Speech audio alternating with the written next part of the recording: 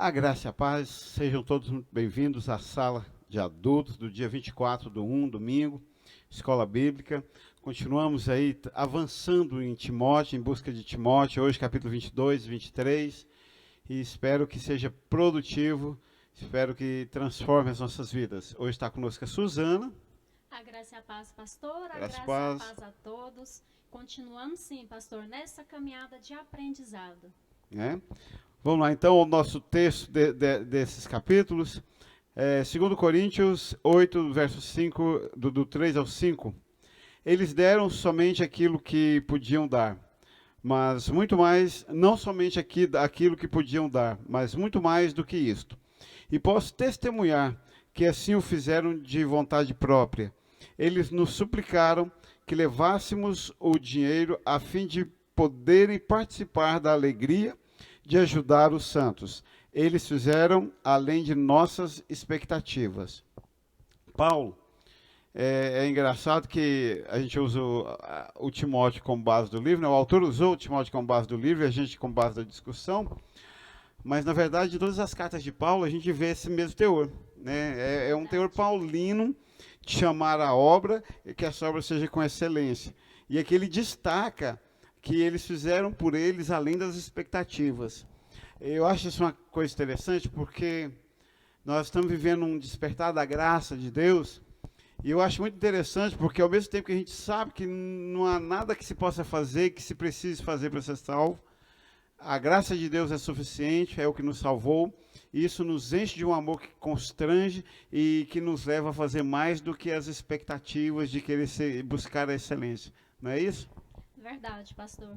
E adentrando um pouquinho aqui, né, inclusive no livro fala, né, que esses cooperadores eram os macedônios. E quando nós vamos olhar a região da Macedônia, quais as igrejas ali, algumas que faziam parte? Filipenses, Tessalonicenses, os bereanos. E a realidade dessas igrejas eram igrejas pobres. Se você comparar com a igreja de Corinto, a igreja de Corinto era rica, né? Estamos falando financeiramente. E essas igrejas eram igrejas pobres, mas que queriam ter participação na alegria de ofertar, né? Eles queriam ter o privilégio de ofertar. E eles não olharam para a realidade deles. Eles confiaram, né, em Deus e ali participaram na alegria dessas ofertas para aquelas pessoas que necessitavam. Então, me parece que, de uma certa forma, você vê isso muito, faz parte do teor da índole, né, peculiar a Paulo, essa busca, esse chamado, né, a independência, né, ele construía tendas justamente para não depender, mas ao mesmo tempo ele entende que os irmãos precisavam participar da obra, Sim. ofertando, né, e ele destaca essa mais do que as expectativas. Então, na verdade, a igreja, o cristão em si, ele precisa aprender a ganhar talento. Eu acho que esse texto, eu penso que esse texto de Paulo, ele tem uma ideia, uma teologia muito associada à parábola dos talentos, né? Sim, Você sim. não pode enterrar, ao contrário, a expectativa, me parece que a expectativa de Deus ao meu respeito é que eu nunca vou chegar à perfeição. Entretanto, eu não devo parar de procurar um crescimento, ganhar talento, gerar outros talentos com os talentos que ele me deu e assim prosperar no reino, né? É interessante porque a palavra prosperar é uma coisa interessante de línguas. O Fábio falava isso outro dia, que quando você lê em outra língua. É, eu assisto um programa americano, uma série americana chamada Largados e Pelados, né? E é interessante, porque eu gosto, por mais que eu seja teocentrista, eu gosto dessa coisa da discussão da existência humana. E você pegar dois indivíduos e colocar lá sozinho, lá, eles, no geral, eles terminam, ou eles se ajudam muito, ou eles se matam. E eles usam, principalmente os americanos, eles usam muito a palavra prosperar. Eles, falam assim, não, eles levantam muitos personagens lá da coisa lá, quando eles levantam de manhã, eles falam assim, não, hoje nós vamos prosperar, nós vamos encontrar comida. Aí eles encontram comida para aquele dia, mata lá um rato, mata lá, acha lá uma fruta. Eles sempre usam esse termo, né? Nós prosperamos. E na nossa cultura, prosperar ficou intimamente ligado a dinheiro. Sim. Mas o prosperar é muito mais, é um prosperar de existência, né? De construção de vida. E eu acredito que é isso que Deus espera, é disso que Paulo fala, além das expectativas, Sim. né? Confiando no Deus, o doador de todas as coisas, É. né, pastor? Sempre, né? Que ele dá o chamado, mas dá também a execução. Muito bem, avançando aí no ponto 1, na página 175, mesmo estando no caminho certo, você será atropelado se ficar parado.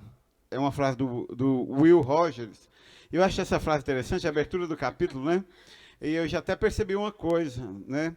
Que eu sou o único que coloca essas frases de abertura dos capítulos. Vocês gostam mais lá dos conteúdão bruto. Mas tem umas frases que são interessantes. Essa eu Sim, achei. impactantes. E está muito ligada a esse versículo, de além das expectativas, essa coisa de não ficar parado, né? De avançar, de prosperar pelo caminho. Então, um obreiro, um ajudante de igreja, ele precisa avançar, prosperar pelo caminho.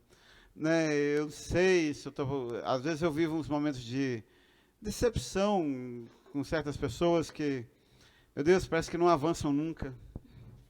E, né, eu não sei se é falta de alimentação adequada dos 0 aos 4 anos e não desenvolveu o raciocínio, mas não sei, realmente faz-se necessário. E eu gosto disso, né? São tantas frases com esse mesmo efeito, como por exemplo, a vida cristã é remar numa canoa na correnteza. Se você parar de remar, você não fica parado, você desce. E ele fala a mesma coisa, se você está no caminho certo, mesmo estando no caminho certo, cheio de boa vontade, mas parou, mas começou a embaçar, você será atropelado. Lembrando que nós estamos estudando aqui esse livro, né, voltado para a liderança, né, para líderes. E para aqueles né, que querem ser para líderes. aqueles que querem ser líderes. E a estagnação, vamos dizer, é uma barreira, vamos dizer assim, natural. O indivíduo, igual o senhor falou, se ele não tiver a disposição de espírito, se ele não tiver a disposição para o labor, naturalmente ele fica estagnado, não prossegue, o ministério dele não é bem sucedido. Inclusive, pastor, tem uma outra frase do Will Rogers que eu gosto, eu li. E ele Não fala, conhecia. eu li e ele fala assim, vamos adaptar essa frase para esse contexto. Se você quer ser bem sucedido no seu ministério, você precisa saber o que faz, amar o que faz e acreditar no que faz. Então, ele está falando ali de conhecimento, paixão, zelo, entusiasmo e trabalho. Execução. Então, eu fico assim, observando, e assim, não é, eu tenho usado muito esse termo, mas não é uma matemática muito difícil. Deus te chama, você se oferta para o trabalho e você vai se construir. Quando eu estava em Bela Vista, Goiás, tinha uns 6 meses que eu estava na igreja, me deram a sala de juniores. Meu primeiro ministério, meus 2 primeiros ministérios, foi a sala de juniores e a zeladoria da igreja. E uma irmã falou uma coisa, ela falou o seguinte, que a melhor forma de aprender é ensinar. Eu falei, poxa, já que eu quero aprender, então esse é o caminho mesmo. E eu abracei, sabe assim, eu tento fazer com excelência, nem sempre consegue, mas é natural meu fazer bem feito. Tentar fazer mais bem feito possível, tudo, independentemente de qualquer coisa. Né, eu fico frustrado quando não atinge, né, eu quero que se dê bem, mas a gente vai se acalmando. Agora, eu fico estupefato com algumas pessoas que não se importam. Né, tem dons, largam, porque assim, sabe assim, porque olha o tempo. Né, a Bíblia é tão enfática nisso, quem olha o tempo não semeia. Sim. Quem não semeia, automaticamente não colhe. Então, como é que eu, sendo um Timóteo, tendo um dom, eu chego aqui, eu tenho um dom, sei lá, vou usar um trem que ninguém tem para não ofender. Eu tenho o dom de tocar sax. A única coisa que eu sei tocar, a única coisa que eu sei fazer é tocar sax. Mas sax é tão desnecessário no louvor. Ele toca tão pouco numa música, é lá de vez em quando um arranjo, e se ele quiser aparecer demais, ele estraga. Mas é a única coisa que eu sei fazer. Aí eu emburro, porque o sax não está aparecendo demais, sei lá, eu olho o tempo, e não vou tocar mais não. Eu acho isso tão ofensivo a Deus, né? Quer dizer assim, eu estou no caminho certo, mas eu fiquei parado, eu fui atropelado. Eu estou remando corredeira acima, mas eu parei de remar, eu estou rodando sem ver, né? É aquela frase popular, né? Tá passando de bom. Não é? Tá Né? passando de bom. Porque eu estou ganhando, tá ótimo. Funcionário público é mestre em fazer isso, né? Nós somos funcionário público. O pessoal brinca que funcionário público, assim, só os bancários, os professores não são assim. Diz que é assim, ó, ele sai 5 horas. Aí 16h59 e 30 segundos, ele está levando uma folha de chamex para pôr na outra mesa. Aí bate 5 horas, ele larga a folha aqui no meio do caminho, ela cai lá no chão, amanhã ele pega e termina de colocar. Né? Então, por quê? Porque esse lema de que, portanto, que eu ganho, tá passando de bom. Né? E na igreja, os obreiros ainda têm um adendo ainda. Ah, o fulano faz bem menos do que eu, então eu estou no lucro. Né? O que é triste você virar homens, né?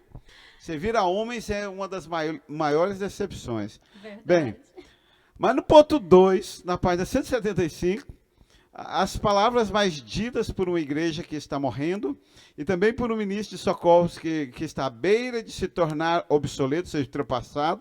E eu fiquei chocado com isso, porque de vez em quando a gente faz isso. Geralmente nunca fizemos desse jeito antes. Não quer inovar, não quer mudar, não quer crescer, não quer se transformar. Pastor, o autor ele usa 2 palavras ali. Flexibilização e maleabilidade. Vocês viram que a Suzana agora. estuda tanto que ela decora até as palavras que o autor usa. Porque já é a segunda leitura, né? E aí a gente ainda olha para poder ministrar a lição. Então, pastor, tem que sair alguma coisa, né? Aí eu fiquei, assim, pensando nesses termos, né? E tentando colocar isso dentro do nosso contexto. Aí eu fiquei pensando, gente, que figura que eu poderia usar para expressar esses 2 termos, né? Flexibilização e maleabilidade. Aí eu lembrei, o senhor já deve ter trabalhado com aquele balão comprido, se eu não me engano, balão canudo. Isso. Quando você enche o balão canudo, ele tem aquele formato comprido, uma linguiça ali comprida. E aí você vai fazer alguma coisa com ele, né? Um desenho, um coração. O coração lembra a Aline. Um laço, um cachorrinho. Quando você faz alguma dessas figuras, ele muda o formato, mas o ar dentro dele permanece o mesmo, certo? Aí eu colocando isso para o nosso contexto, porque o balão ele foi ali forçado naquele formato. Aí veio a pandemia, Igreja Batista Ebenezer, né, IBNE, teve que se adaptar, teve que se amoldar ao novo contexto, né? Culto online, EBD online, a todas aquelas diretrizes para se ter culto ali fora, aqui dentro, os bancos marcados e tal. Mas a essência permaneceu a mesma. Para a glória de Deus, a essência é a adoração ao Deus vivo. Então, por mais que, né, a gente tem que ser flexível, tem que ser maleável, mas a essência precisa permanecer a mesma. Temos que ser fiéis aos princípios bíblicos de adoração e louvor a Deus. Interessante que a pandemia, se me perguntasse assim, uma parte que foi difícil para você mudar, foi chegar na segunda ou na quinta e não cobrar daqueles que não tinham vindo no culto. Até hoje nós não estamos cobrando. Às vezes você sabe que a pessoa está em casa, mas ela, só pelo bel prazer, porque está sendo transmitido, ela optou por ver ali. E eu tive essa experiência de ver o culto quando viajei. Não é a mesma coisa. A gente vê, a gente cumpre a tabela, mas não é a mesma coisa. Você sabe que não está. E uma outra coisa, fala assim, e qual a grande mudança, transformação, crescimento que você observou? Porque o pastor, sabe a mãe, ela tem uma visão da casa, que ninguém mais tem. Ela tem a visão do filho, do rendimento, do avanço, do que precisa, enfim, da cozinha, do que falta, enfim, de tudo. O pastor, ele tem essa visão da igreja. Então, eu olhava para a igreja e eu catalogava mentalmente quem é inabalável, está no caminho, é firme, quem é flutuante. Eu sabia quem são e eu sabia quem seriam afetados pela pandemia. A diferença agora é que a igreja inteira sabe quem. Quem parou de vir aos cultos, quem largou, abandonou o ministério, quem se entregou ao pecado, né? Eu acho que ficou mais leve para mim porque eu dividi demais essa dor, né? Eu carregava só, praticamente, né? O ministério carregava só. E aí, caminho vai, né? Mas agora toda a igreja participa dessa ciência. Sim, mas como nós estamos falando ali, né, que precisa ser flexível, qual seria o efeito oposto se a igreja não fosse flexível, né, maleável diante desse contexto? Teria feito como alguns pastores fizeram, né? Parou os cultos, encerrou as portas e ficou esperando passar ali o período, 6 meses, 8 meses de portas fechadas. Agora imagina, pastor, se a IBNE fazendo dessa forma, né, aconteceu o que aconteceu, revelou, igual o senhor falou, né, expôs aqueles que não tinham compromisso com Cristo. Imagina se a igreja não tivesse, né, aderido a esse novo formato. Atendido, né? Mais uma coisa que eu aprendi com a vida é que quem é de Jesus quem comigo não ajunta, espalha. Então, ou é trigo ou é joio e vai. Mas na parte 176.3, por continuar a aprender e melhorar suas qualidades, pessoas que amam aprender são cada vez mais valorosas para a organização a qual pertencem. Eu sempre falei, a vida inteira eu defendi a tese de que o primeiro critério para uma pessoa ser líder na igreja é ser ensinável. Eu pastoreei alguns irmãos que não são ensináveis. Aqui, eles sabem, porque quem não é, eu já falei na cara deles, eles sabem. Não é ensinável. Em 18 anos eu não consegui ensinar. Né? E é lamentável, não acresce no ministério, não acresce no reino de Deus. São pessoas abençoadas, que prosperam nos seus trabalhos, mas espiritualmente, na condução do povo de Deus, não prospera. Não, e vamos fazer outra pergunta ali, pastor, né, que o texto colocou que são mais valorosas para a organização. Por que elas são mais valorosas? Porque o resultado que elas apresentam, né, contribui para o reino. Buscam servir com excelência, buscam atuar no seu chamado, no seu ministério com primazia, né, se esforçando ali, colocando, vamos dizer assim, levando a sério, né, não tratando com leviandade o ministério, o chamado de Cristo. Então, são valorosas, não estamos falando aqui de títulos, né, deixando bem claro, não estamos falando aqui de títulos, cargos, estamos falando aqui de servos que realmente são valorosos porque buscam servir com excelência, mesmo que muitas vezes não alcançam a excelência, mas o coração deles estão ali queimando, buscando por esse com excelência. E é interessante essa ênfase, porque o livro chama Em Busca de Timóteo. Não chama em busca de pastores, não chama em busca de apóstolos, de profetas, disso, administradores, disso, tudo aquilo, mas de Timóteos. Né, homens e mulheres que saibam servir. E quando se aprende, acrescenta a organização, a irmã é bancária. O Banco Central definiu que o juro, o governo federal definiu que o juro lá do banco que a irmã trabalha, vamos supor, seja 6%. Mas a irmã não concorda. A irmã chega lá e começa a fazer empréstimos a 0,9% e não a 6%. Porque a irmã não concorda. A irmã não está lá para concordar, está lá para executar os decretos que chegarem até lá. O líder, ele precisa aprender a ser dirigido. E ele é dirigido. Recentemente me perguntaram, como é que eu vou aprender a ser dirigido? Tem que ser ensinável. Quando você ensina a mesma coisa 10 vezes e continua, você não é ensinável. Aí dificilmente você vai ser dirigível. Quer dizer, por isso que pessoas às vezes são tão valorosas, porque elas acrescentam demais. Página 177, do ponto 4. Quando o pastor ou o supervisor traz uma correção, elas recebem informação de bom grado. Isso é o ensinável, isso é aquele que sabe aprender. Sim. Aliás, o pastor Carlos dizia isso, você quer saber se o indivíduo é humilde ou não? Exorta ele. De todas as... Eu fico observando o ambiente de trabalho, né? Você já teve o momento da sua vida de que o seu superior estava errado? Ou equivocado? Não errado, né? O erro é equivocado ou errado, e você teve que falar? Já passou por isso? Sim. É uma das situações mais delicadas da existência profissional, né? Você falar para o superior seu que ele está equivocado, que não é bem assim que a banda toca. Na igreja, é muito sensível você falar para as pessoas, olha, faz assim, o assado.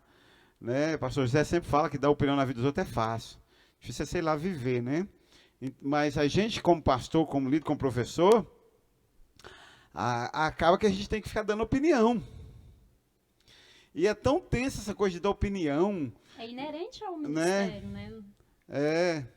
Por exemplo, recentemente, eu tenho uma experiência com um cristiano, que é um desses catalogados como não ensinável. Já há 18 anos. Aí ele mandou uma mensagem assim, a americana me chamou. Eu, nossa, que bom, você vai? Não. Eu, como não? Você está desempregado. Ele, não, mas é porque é no segundo turno. Eu entro 2 e saio 10 horas da noite. Não dá para trabalhar à noite, eu tenho que trancar a faculdade de novo, uma série de coisas. E eu, como ser humano que paga conta, como chefe de família, ainda acho que a coisa que mais dignifica o homem é o salário no fim do mês. A gente trabalha não é porque gosta, porque não tem paciência de ficar passando necessidade, né? Já dizia o povo aí. Então, a minha parte humana, queria falar assim para ele, queria vergonha na sua cara e aceita o emprego. A minha parte sensata, diria, claro, ele falta 1 ano para terminar a faculdade, agora vai bagunçar de novo, né? Quer dizer, vai trabalhar no domingo, nos dias de plantão, né? Enfim. Então, assim, é muito difícil, principalmente quando as pessoas não são ensináveis. Isso ainda perguntou, e quando você tem que chegar para falar sem perguntar? Está errado, você tem que ir lá falar.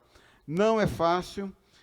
Não é fácil. Agora, quando você topa um indivíduo que sabe receber de bom grado a exortação, a correção, é uma coisa interessante sobre o trem, que quando ele descarrilha, ele só volta a funcionar quando ele é colocado no trilho novamente. Líder, crente, ele só volta a funcionar quando ele é colocado nos trilhos novamente. Né? É isso. E o autor destaca uma coisa interessante, assim, ó, em vez de entender que é um ataque pessoal e se tornar ofensivo, eles reconhecem como uma oportunidade para crescer. Sim. E melhorar. Suzana era assim? Não posso falar que era, que você vai falar assim, mentira. Não, mas era. Não, eu não era assim. Aprendi aqui a ser direcionada, como eu já falei em outras lições. Aprendi que o bônus de ser direcionada é uma transferência de fardo. As pessoas ainda não aprenderam isso. Quando somos direcionados, né, é uma transferência de fardos. Eu estou sendo direcionada, eu tenho, a gente chama muito assim, eu esqueci até a palavra no banco ali, que a gente usa muito no meio profissional, mas respaldo, né? A gente usa muito essa palavra no banco. Eu tenho respaldo de normativos, eu tenho respaldo de gestores e tal. Quando somos direcionados, nós temos o respaldo, que podemos traduzir naquelas palavrinhas, autoridade espiritual sobre as nossas vidas. Né? Os pastores ministram, inclusive em outras lições nós falamos aqui, eles têm o trabalho de transformar, moldar o caráter, né? No líder, no servo. E a obra de Deus precisa de pessoas que saibam ser direcionadas. Não tem outro caminho, pastor. Entendeu isso? As pessoas chegam aqui na igreja querendo mostrar que sabe fazer tudo. Né? Nós tivemos aí, uns domingos, aí, 1 ou 2 domingos atrás, a despedida da Joelma, do Laurinho, do Júlio e do Pedro. Né? Eles tiveram que retornar por questões profissionais, enfim, voltaram para o seu local de origem, Goiânia. E eles foram lá em casa me visitar, eu acredito que ela ainda vai estar vendo algumas lições, eu achei interessante, porque a dor da Joelma, e aí eu ri da cara dela e ela foi brava comigo, e eu falei, você está igualzinho Sara quando Deus fala, não, você está igual Deus quando Deus fala que ela ia ter um filho, ela ri. Se você tivesse poder, você mandar eu ficar calado 3 semanas. Mas aí a dor dela é que ela disse que olhou para ela mesma e falou assim, mas eu não construí nada para essa igreja, eu não fiz nada, eu vou embora e não deixei nada construído. Eu falei, poxa, interessante, né, que só o seu exemplo de ser ensinável, de ter interesse em aprender. Eu falei, você bagunçou a escola bíblica. A escola bíblica estava um paradão, aí chegou, bagunçou e falava 3 fora de hora, aí voltou. De tempo em tempo veio um desses para dar uma agitada. Então a obra de Deus, ela precisa de pessoas ensináveis, né? Pessoas que aprendem. Isso é... Agora, falar uma coisa interessante. Como professor nato como sou, não tem nada mais prazeroso para mim do que achar alguém que quer aprender, que é ensinável. E as pessoas batem muito cabeça na igreja, na vida espiritual, por não abrir o coração para crescer, para aprender, para achar novos, né, rumos, né? É incrível, não é tão mais fácil? Sim, mas é porque o orgulho impera, né, pastor? É, Vencer o orgulho, a arrogância não é fácil. não é fácil. E eu acho que Deus, acho não, né? Eu creio que Deus é tão bondoso. Assim, hoje a gente lê muita asneira sobre a pandemia, né? Que Deus ensinou a gente a ficar em casa, e tanta coisa assim. Enfim, independentemente de qualquer coisa, eu fico pensando assim que Deus ele dirige a história e usa as circunstâncias, os fatos históricos. Né? Eu creio que de alguma forma ele usou a Primeira Guerra, a Segunda Guerra, os tsunamis, o Holocausto. Deus foi usando de alguma forma tudo isso aí como um grande quadro de sala de aula para nos ensinar muitas coisas, né? E, e Deus vai agindo na história. Aí eu pensando o seguinte: lembra que antes da pandemia nós tivemos um momento de ouro, a era dourada do discipulado na igreja, que a gente passava a semana inteira aqui na igreja atendendo, fazendo discipulado, quase todo mundo tinha né, um discipulador e aprendia, e fazia, e enfim, e aí de repente cortou tudo. E aí recentemente estava pensando, gente, é incrível como Deus nos preparou para esse tempo, né? Verdade. Deu aquela injetada assim de adrenalina na igreja e tá, e pai. E a gente estava lotado, não cabia o povo, a escola bíblica não cabia o povo, e de repente nós tivemos que recuar tudo. Mas aquilo que foi plantado naquele tempo, injetado, né, aquela adrenalina continuou ecoando. É glorioso como Deus faz todas as coisas, e é triste como alguns seres humanos conduzem a sua própria história. E criou vínculos, né, pastor? E esses vínculos permaneceram no Permaneceram. contexto da pandemia. É, nós não encontramos, mas usamos muito o WhatsApp. Sim. Até quem não gostava passou a usar um pouco mais. Eu que adorava, enjoei porque multiplicou, triplicou, né? Então é isso. Na página 177, no ponto 5, e é um trocadilho interessante, né? Um jogo de palavras. Se você sempre faz o que sempre fez, você sempre será o que sempre foi. Aí não tem como não me lembrar do Tiago Lucas. Quando ele chegou, sentou comigo, falou, eu cheguei a uma conclusão, eu vou te falar porque eu tenho coragem, porque o povo dessa igreja não tem coragem. Eu falo, gordo, se é autoritário, eu sou. Aí eu contei a mesma história. Da igreja de onde você é oriundo, nos últimos 10 anos, só depois que eu estou aqui, teve 3 divisões. Aqui eu estou há 18 anos, nunca teve. Eu não sou autoritário, eu sou o pastor da igreja, é diferente. Mas por que você diz que eu sou autoritário? Porque você não gosta de coisa nova. O que você acha que é coisa nova que eu não gosto? Por exemplo, lá na outra igreja, eu fazia um jantar italiano. O senhor não aceita a gente fazer um jantar italiano aqui? Aí eu olhei para ele calmamente, ri, não dei conta e ri de novo. E falei, olha, filho, se você saiu de lá para vir para cá fazer o que você fazia lá, por que você não ficou lá? Você já sabia onde estava o macarrão, onde estavam as panelas. Quem tem medo do novo é você que veio para uma igreja diferente, entre aspas, diga-se de passagem, 200 milhões de vezes melhor, e está aqui sentado emburrado porque não é igual lá e quer fazer igual lá. Ou seja, você está sendo o que sempre foi. E a irmã, né, sabe bem disso, porque também passou por essa experiência, né? E agora Tô você. aqui esperando ele me cutucar. Agora pensa como pastor, né? Eu estou na 4ª igreja que eu pastorei. E cada igreja tem um perfil. E o pastor tem. A gente tem aquela ideia que o pastor chega e dá o tom, e é ele que manda. Não, ele chega e som. Aqui eu levei um ano para entender como é que funcionava para começar a fazer ministério aqui. Foi um ano batendo cabeça. Né? Mas isso é importante. Viu, meu querido? Você que está aí ouvindo aí, aluno. Se você sempre faz o que sempre fez, você sempre será o que sempre foi. E isso nos remete àquele jogo de palavras, zona de conforto, né? A própria palavra já fala, né? É confortável, não é laborioso, você não tem que pensar, não tem que buscar, não tem que conhecer, né? Não tem que romper com você mesmo. Eu gosto muito da palavra desconstruir conceitos, né? Quando eu cheguei aqui, eu vim com as paredes prontas. né? Tive que desconstruir, é dolorido, desconstruir. E aí veio, como diz, o trabalho, que aí você desconstrói, tem que construir novamente. E é só porque a zona de conforto, ela traz a apatia, pastor. A apatia no ministério destrói o ministério, né? Quando diz o Senhor, espalha. O autor do livro, ele fala muito assim, que a gente tem que ter a alegria do Espírito. Quem está na zona de conforto, está apático, não tem a alegria do Espírito. E não produz, né? Na verdade, ninguém está indiferente, né? Não dá para ficar em cima do muro. Essa zona de conforto seria quase que em cima do muro. Mas quando você está em cima do muro, você já está servindo Satanás. Quando você está apático, indiferente, você já está servindo Satanás. Você já está se permitindo, né? E está naquele ministério, né, dos espalhadores, né? Os espalhadores, né? E é algo assim, agora, por outro lado, assim, na boa, o que que sustenta, então?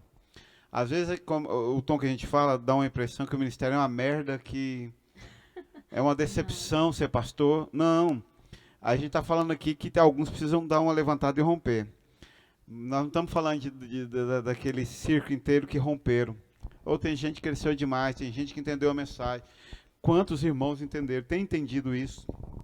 Tem entendido, né? Então, dentro das suas limitações, dentro das suas, enfim, situações, tem servido e tem tentado mudar. Verdade que Paulo fala que nós devemos viver em novidade de vida, nós devemos renovar nossa mente. Então, essa coisa de fazer o que sempre fez, de ser o que sempre foi, não é cristão. Nós vivemos em novidade de vida. Nós não temos invencionices nem macaquices. O falecido pastor Eduardo Chiloá, eu gostava, eu aprendi isso com ele, ele falava muito isso nas reuniões. Está com macaquice. Quando alguém começar com uma inovação muito, ele chamava de macaquice. Então, nós não estamos aqui para inventar macaquices nem invencionices, mas viver em novidade de vida, em serviço, em crescimento, em mudança, né? Hoje eu ouvi assim na escola, estava no trabalho e falou assim, não, é interessante porque o João é mais velho do que nós e ele se dá bem com as tecnologias. Porque eu não fiquei parado aí que nem vocês. Né? Quer dizer, como eu vivi num mundo totalmente sem, eu quero aproveitar o que eu puder aproveitar das tecnologias. Né? Bem, no ponto 6, na página 183, é importante ter um padrão mais elevado de si mesmo do que ter o que os outros colocam em você. Viu como a autoavaliação é importantíssima? Se você chega à conclusão que você precisa mudar, não há porque. Agora, se não chegou também, é só uma mudança externa. Jesus introduziu o conselho de caminhar mais uma milha, quando ele disse, se um soldado exigir que você carregue a mochila dele por 1 quilômetro, carregue-a por 2 quilômetros. Mateus, né, no 5,42, na linguagem viva. O que acontece? Acontece que essa coisa de aprender a se transformar para servir, né, eu estou assistindo, depois de muito relutar, The Crown, né, que é a história da monarquia da Inglaterra. A rainha, ela usa, de cada 10 palavras, uma, pelo menos, é servir o meu povo, servir a minha nação. Não sei se é exagero do diretor, mas eu estou gostando demais do discurso, da dialética A dialética do seriado é muito profunda, é muito humana, é a discussão básica dos conflitos humanos, principalmente e uma coisa interessante que a gente não para para pensar, que monarcas não têm vida social, eles ficam, a família toda trancada lá dentro do castelo. Então aquilo lá é um Big Brother, aquilo lá é um inferno, né?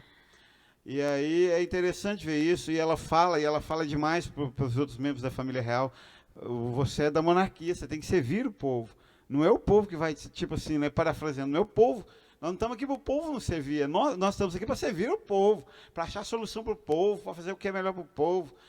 E eu fiquei pensando, né, e isso é o papel do cristão. E nós somos, de uma certa forma, né, monarquia, porque nosso pai é rei, então automaticamente nós vamos reinar com ele, né? Estamos esperando a herança, e o herdeiro só assume o trono se o antecessor morrer, ele já morreu na cruz, por isso nós somos salvos. Tem tudo a ver, e aí cai naquela caçapa, definitivamente Jesus tinha razão. O maior, quem quer ser o maior é o que sirva. Nós estamos aqui para servir, nós estamos aqui para aprender, por isso nós temos que olhar para nós e ver aquilo que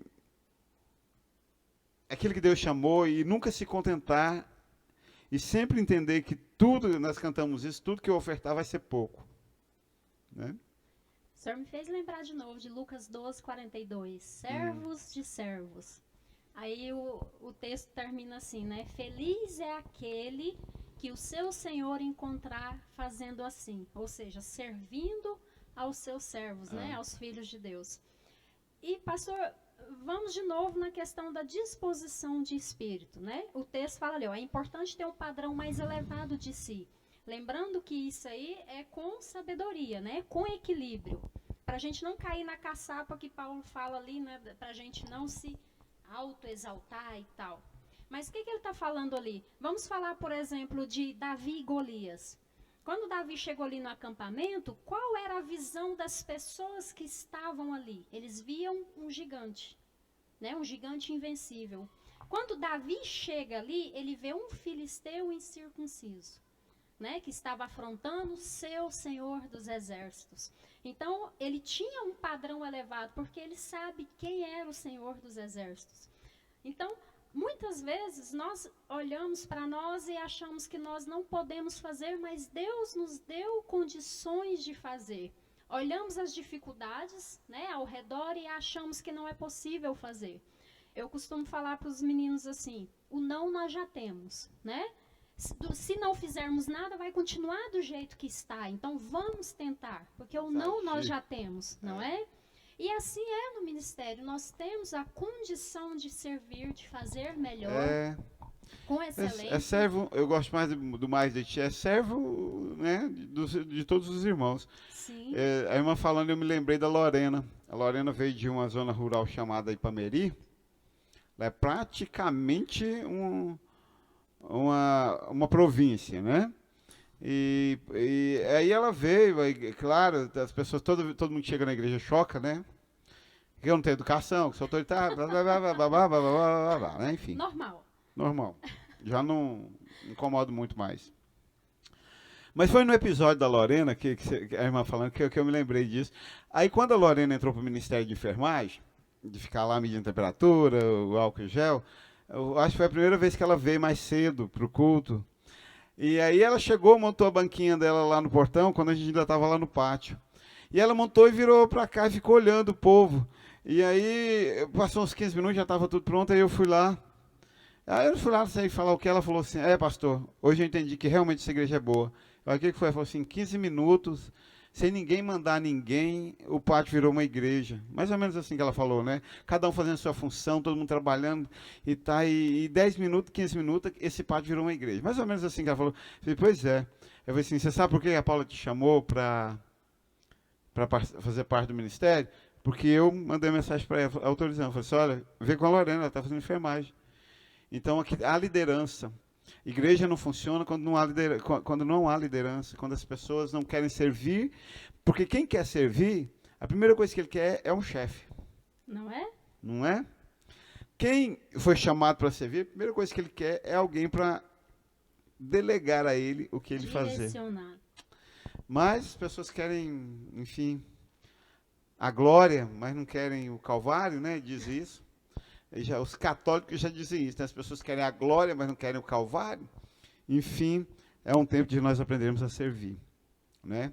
De aprendermos a servir, de olhar para nós e dizer, sim, Deus, estou aqui. Em Busca de Timóteo tem essa proposta. O autor fez essa proposta, que homens e mulheres se levantassem para ajudar o ministério. É uma coisa interessante, porque até certo tempo se valorizava demais o ministério, o chamado pastoral. Aí agora parece-me que descobriram que o chamado pastoral não sobrevive se não tiver chamado de auxiliares para auxiliar ele no ministério.